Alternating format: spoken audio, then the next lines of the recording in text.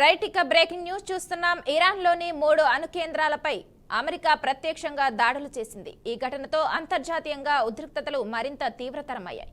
ఈ నేపథ్యంలో అగ్రరాజ్యం అమెరికా పలు ప్రధాన నగరాల్లో హై అలర్ట్ ప్రకటించింది. టెహ్రాన్ నుంచి ఎదురు దాడులుంటాయన్న అనుమానంతో భద్రతా వ్యవస్థను అప్రమత్తం చేసింది.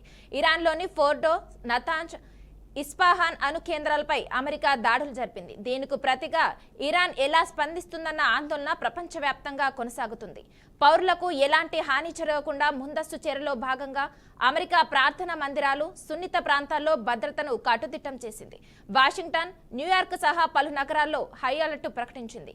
ఇక ఈ దాడుల నేపథ్యంలో పరిస్థితిని గమనిస్తున్నామని, మతపరమైన, సాంస్కృతిక, దౌత్య ప్రాతినిధ్య కేంద్రాల వద్ద భద్రతా చర్యలు తీసుకున్నామని న్యూయార్క్ పోలీస్ అధికారులు పేర్కొన్నారు.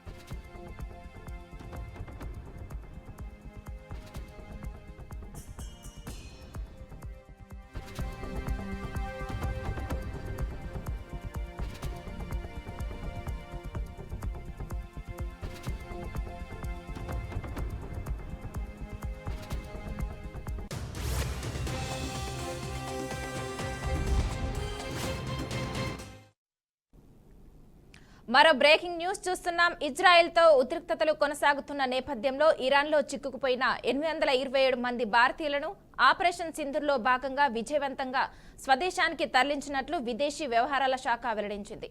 ఇరాన్లో ఉన్న భారతీయ విద్యార్థులు, యాత్రికులతో సహా 290 మంది భారతీయులు శుక్రవారం అర్ధరాత్రి ప్రత్యేక విమానంలో ఢిల్లీకి చేరుకున్నారు. అనంతరం శనివారం 2 విమానాల్లో మరో 537 మంది భారత్కు వచ్చినట్లు తెలిపారు. ఇరాన్లోని మిగిలి ఉన్న భారతీయులను కూడా మెరుగైన సమన్వయంతో తరలించే ప్రక్రియ కొనసాగుతుందని విదేశీ వ్యవహారాల శాఖ తెలిపింది. అంతేకాకుండా ఆపరేషన్ సింధూర్ కేవలం భారతీయులకే కాకుండా నేపాల్, శ్రీలంక వంటి పొరుగు దేశాల పౌరులకు భారత్ ఆపన్న హస్తం అందిస్తుంది. వారిని కూడా ఇరాన్ నుంచి సురక్షితంగా తరలించేందుకు చర్యలు తీసుకుంటున్నట్లు వెల్లడించింది.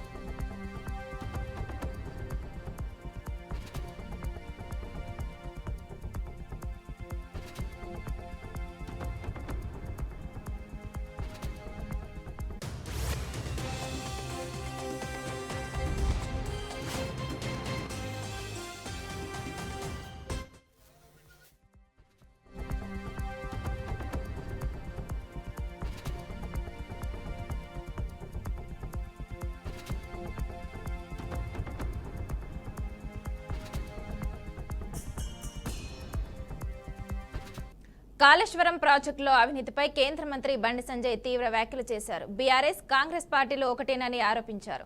కేసీఆర్ కుటుంబానికి రేవంత్ రెడ్డి సర్కార్ రక్షణ కవచంలా మారిందని విమర్శించారు.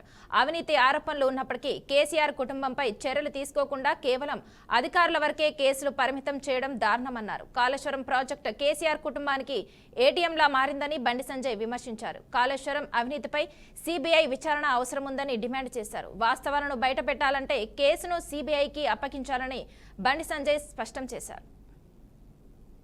కేసీఆర్ కూడా చెప్పిందే వాస్తవం నమ్మే పరిస్థితి వచ్చింది. ఇవాళ కాంగ్రెస్ పార్టీ ఏం మారతలేదు. తూతు మందంగా అక్కడక్కడ ఇద్దరు మూడు ప్రెస్ మీటింగ్ పెడుతున్నారు, కానీ క్లోజ్ చేస్తున్నారు. కాబట్టి దీని విచారణ జరపాల్సిందిగా, సీబీఐ విచారణ జరపాల్సిందిగా, దాన్ని కోరాల్సిందిగా భారతీయ జనతా పార్టీ డిమాండ్ చేస్తున్నారు.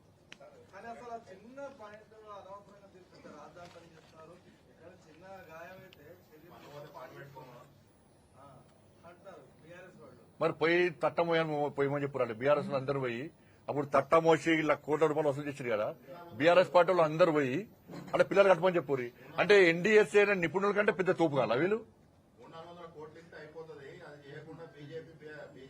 ఇవాళ 1,20,000 కోట్లు నాశనం చేసి 10 సంవత్సరానికి ₹16,000 కోట్ల మిత్తి కడుతున్నాం. ఇవాళ ప్రజాధనం అది. ₹16,000 కోట్ల మిత్తి అలా ప్రజల మీద భారం పడ్డది. ఎవరి కారణం దానికి? ఇవాళ కాళేశ్వరం ఇవాళ నీళ్ళు వస్తలేవు, పంటలు దిగుబడి వస్తలేదా? దిగుబడి ఎందుకు పెరిగింది? దిగుబడి ఎందుకు పెరిగింది ఇవాళ? మరి తెలంగాణ మీద మేము ప్రాజెక్టు వ్యతిరేకం కాదు, కానీ అవినీతి ప్రాజెక్టు వ్యతిరేకం. మేము ప్రజలకు అవసరం ఉండాలి, ప్రజలకు దాని ద్వారా లబ్ధి పొందాలి. ఇవాళ అదే ఇప్పుడు నేను కాళేశ్వరం వల్ల ఏం ఫాయిదా వచ్చిందని చెప్పి నేను అన్నా. పంటలు వండినాయి అన్నారు, వండినాయి అన్నా. నేను ఇప్పటికంటున్నాను కొంచెం తేడా ఏర్పడాలి కదా, భేదం ఏర్పడాలి కదా. అప్పటికంటే ఇప్పుడు దిగుబడి ఎక్కువ జరిగింది. మరి ఏం లాభం జరిగిందో చెప్పాలి. ఇప్పుడు నిపుణుల నివేదిక ప్రకారం ముందుకు సాగాలి. నిపుణులు ఏ నివేదిక ఇస్తే దాని ప్రకారము ముందుకు సాగాల్సిన అవసరం లేదు. ఎవరి ఇష్టం వాడు ప్రజాతంత్ర ధృవీకరణ ఎక్కువ. మేము నిపుణులు ఏ నివేదికేస్తున్నారు దాన్ని పరిశీలించారు. వీరు కూడా వేరు, కానీ హెలికాప్టర్లు వేరు, నడుచుకుంటా వేరు, బురుకుంటా వేరు. వీళ్ళు కూడా కాంగ్రెస్ వాళ్ళు ఏమైంది మరి? నేను వ్యక్తిగతంగా మాట్లాడలేను. మా స్టాండ్ మోడీ స్టాండ్, మా స్టాండ్ జేపీ నడ్డా స్టాండ్, మా స్టాండ్ అమిత్ షా స్టాండ్. నేను మళ్ళీ చెప్తున్నాను, నేను మన రాష్ట్ర అధ్యక్షునిగా ఉన్నా, నా ఫోన్ ట్యాప్ చేసిరు. ఇవాళ కేంద్ర మంత్రి కూడా స్టాండ్ మారుతుందా? నేను పార్టీ కార్యకర్తను. పార్టీ ఉన్నప్పుడు పార్టీ స్టాండ్ అది. అది పార్టీ స్టాండే, ఎవరిదన్నా పార్టీ స్టాండే. ప్రజల లోపల అయోమయం కేటవుతుంది, మొత్తం అయోమయం తయారవుతుంది ప్రజల లోపల. కేసీఆర్ కూడా చెప్పిందే వాస్తవం నమ్మే పరిస్థితి వచ్చింది. ఇవాళ కాంగ్రెస్ పార్టీ ఏం మారతలేదు. తూతు మందంగా అక్కడక్కడ ఇద్దరు మూడు ప్రెస్ మీటింగ్ పెడుతున్నారు, కానీ క్లోజ్ చేస్తున్నారు. కాబట్టి దీని విచారణ జరపాల్సిందిగా, సీబీఐ విచారణ జరపాల్సిందిగా, దాన్ని కోరాల్సిందిగా భారతీయ జనతా పార్టీ డిమాండ్ చేస్తున్నారు.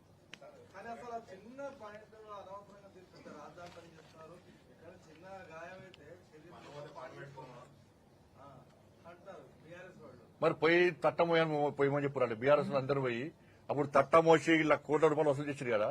బీఆర్ఎస్ పార్టీ వాళ్ళు అందరూ పోయి అంటే పిల్లలు కట్టమని చెప్పారు. అంటే ఎన్డీఎస్ఏ నిపుణుల కంటే పెద్ద తోపు కాల వీళ్ళు. ఇవాళ 1,20,000 కోట్లు నాశనం చేసి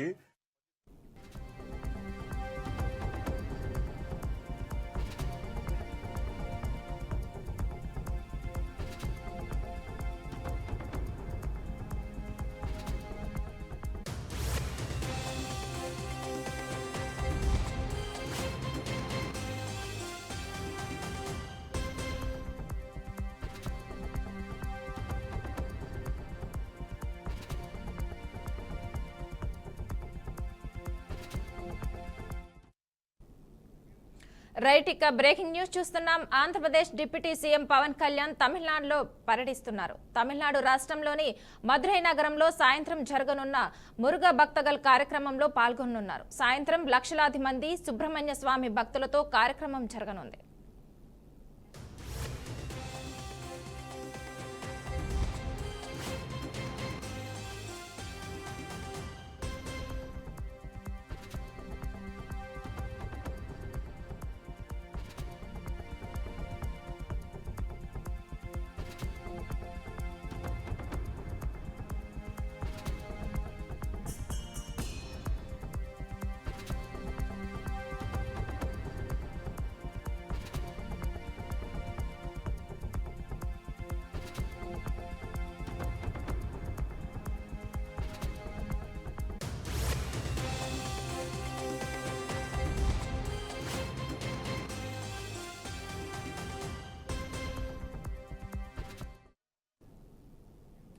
హైదరాబాద్లోని హైటెక్ సిటీ నిలోఫర్ కేఫ్ వద్ద అర్ధరాత్రి ర్యాష్ డ్రైవింగ్తో యువకులు హల్చల్ చేశారు. లగ్జరీ కార్లలో అధిక వేగంతో పోటీపడి డ్రిఫ్టులు కొడుతూ రోడ్లపై రచ్చ చేశారని స్థానికులు తెలిపారు.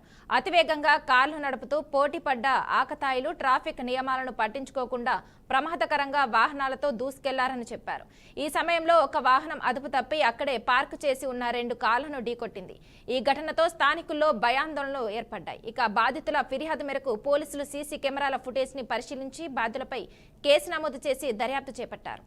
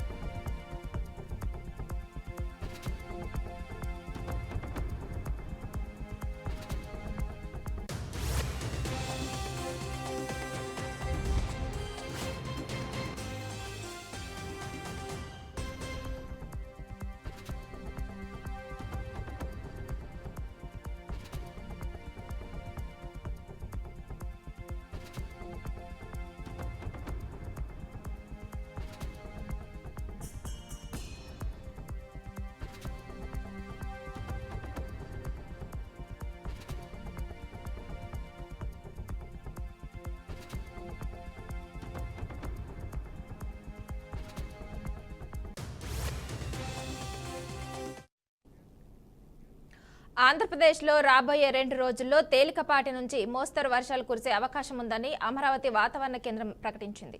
ఉత్తర కోస్తా, యానం ప్రాంతాల్లో ఈ రోజు, రేపు ఉరుములతో పాటు జల్లులు కురిసే అవకాశం ఉందని వెల్లడించింది. అలాగే గంటకు 40 నుంచి 50 కిలోమీటర్ల వేగంతో గాలులు వీచే అవకాశం ఉందని పేర్కొంది.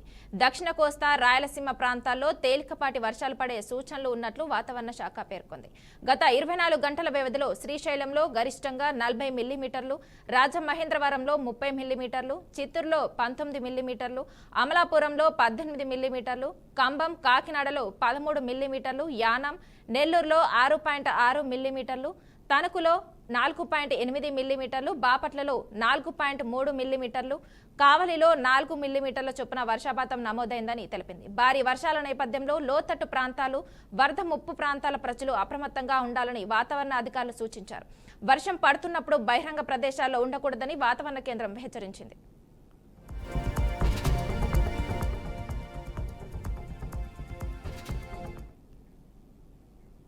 ఇవి bulletin updates. Keep watching BRK news తెలుగోడి సత్తా.